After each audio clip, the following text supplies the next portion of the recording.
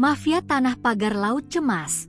Menteri ATR telisik dalam sertifikat di luar garis pantai. Kementerian Agraria dan Tata Ruang, ATR, Badan Pertanahan Nasional, BPN, sedang memeriksa sejumlah kepala seksi hingga mantan kepala kantor pertanahan Tangerang terkait penerbitan sertifikat hak guna bangunan, HGB, dan sertifikat hak milik, SHM, di wilayah pagar laut di perairan pantai utara Kabupaten Tangerang, Banten. Menteri ATR BPN Nusron Wahid menyatakan bahwa pemanggilan dan pemeriksaan terhadap pejabat kantor pertanahan wilayah tersebut merupakan tindak lanjut atas penerbitan sertifikat HGB dan SHM yang telah dinyatakan cacat prosedur dan material.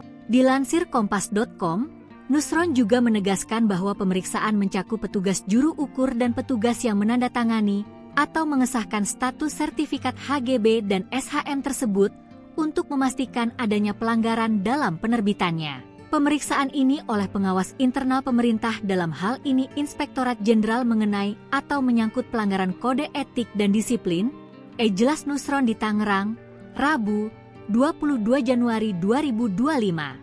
Berdasarkan hasil penelitian dan evaluasi terhadap penerbitan sertifikat HGB dan SHM pagar laut di kawasan pesisir pantai utara, Pantura, Kabupaten Tangerang, Banten, berstatus cacat prosedur dan material. Nusron mengatakan, berdasarkan hasil peninjauan terhadap batas daratan atau garis pantai yang sebelumnya tercantum dalam sertifikat HGB dan SHM di pesisir pantai utara Kabupaten Tangerang, sertifikat tersebut secara otomatis dicabut dan dinyatakan batal demi hukum. Dari total 266 sertifikat HGB dan SHM yang terdeteksi berada di bawah laut, kata Nusron, hasil verifikasi menunjukkan bahwa lokasi tanah tersebut berada di luar garis pantai, sesuai dengan data peta yang ada. Ia menambahkan bahwa berdasarkan peraturan pemerintah, PP, nomor 15 tahun 2021, Kementerian ATR BPN memiliki wewenang untuk mencabut atau membatalkan sertifikat yang berusia kurang dari 5 tahun tanpa perlu melalui proses perintah pengadilan.